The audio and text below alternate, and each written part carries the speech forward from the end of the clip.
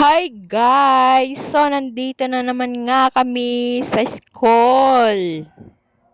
Dahil third quarter issuance of card na naman ang mga parents. So, ayan nga si Queen, nilalaro nila. Tuwang-tuwa nga sila kapag dinadala ko si Queen or sinasama ko sa meeting dahil wala naman mapag-iwanan dito sa bahay. Gustong-gusto nga pala nila yan laruin dahil ang iba ay solo lang din talaga na anak. Kaya gusto nilang may kapatid. Start na nga pala kami sa meeting dahil nandito na yung teacher. May konting mensahe lang si teacher and then maya-maya ay mag-start na din. Tapos nandito nga pala yung aming president sa PTA. So ayan, nagkonting salita lang din siya sa mga kung ipapahabol ba naming project, parang ganun. Tapos nga, kabado na kami kung kami ba ay magkakaroon ulit ng award ngayong third quarter dahil may mga bumaba din talaga. Pasok pa din kaya ang mga anak namin sa honor? Siyempre walang nakakaalam at kinakabahan na nga kami. Baka kasi hindi kami makaakyat sa stage pagdating ng recognition. Pero meron pang isa. Last quarter, fourth quarter na sila nito. So ayan nga, nag-umpisa na magtawag si sir ng mga perfect attendance.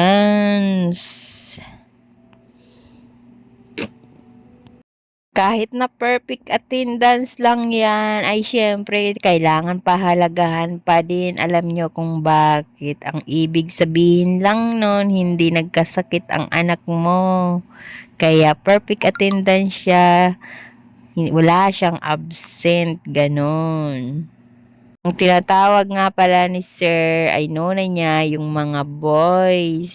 So, ayan, ibig sabihin lang yan, masisipag ba mag-aral?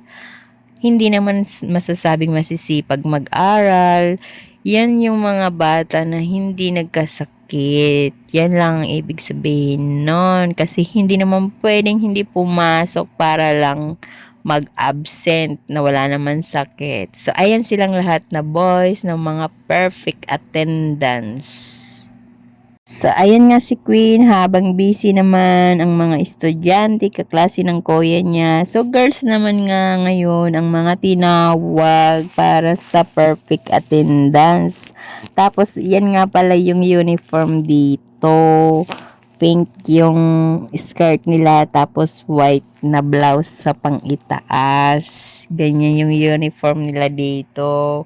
Girl na girl, tignan na no. So, ang dami nga pala ng girls na may perfect attendance. So, masisipag din naman talaga silang mag-aral. Kaso minsan talaga masilan din. Lalo't nung nagtaglamig, madalas may ubot sipo ng bata. Kaya may nagkakaroon din talaga ng absent. So, ayan, ang dami ng girls. Ito lang ang masasabi ko sa kanila. Congratulations sa inyong lahat, girls and boys. So, ito naman nga yung kanilang award kung pasok sa honor or with high. So, ayan, nakasali na naman yung aking Kuya Web. Buti naman at kahit papano, hindi siya nagpapabayab. Kahit na may katigasan ng ulo yan, guys. Nako, kung hindi namin ipipilit na mag-aral ganyan, hindi rin talaga yan mag-aaral. Hindi pa yan nagsusunog sa pag-aaral. Mukhang aakit na naman kami nito sa stage. Alam nyo ba, kapag ganyan, mahiyain talaga ako. Oy, subutin na lang. Pero, okay naman na nakakaakyat, ba? Diba? Oh, walang ganyan-ganyan. Okay na yung mga most noon. Tapos nga, ayan naman yung mga girls na mga pasok din sa honor.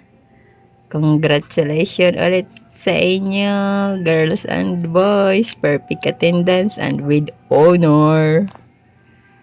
Tapos, itong huli nga palang tinawag ay sila yung may mataas na nakuha with high honor. So, ayan.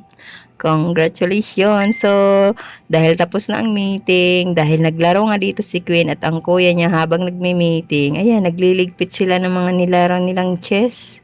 Dahil uwi na. Tas ayaw pa nga umuwi niya ni Queen.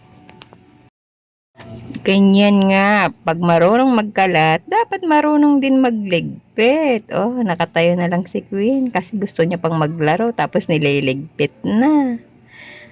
Oh, at ito nga pala yung sa likod ng school nila. Ayan, may parang bukid. Palayan yan. Kaso ngayon walang tanim.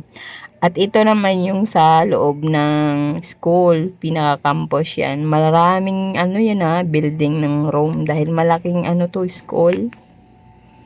And public school nga lang pala yung pinasukan ng anak ko. So, ayan nga si Web. Tapos si Queen nga, kinukulit pa rin ng kaklase niyang babae. Nagpapaalam na.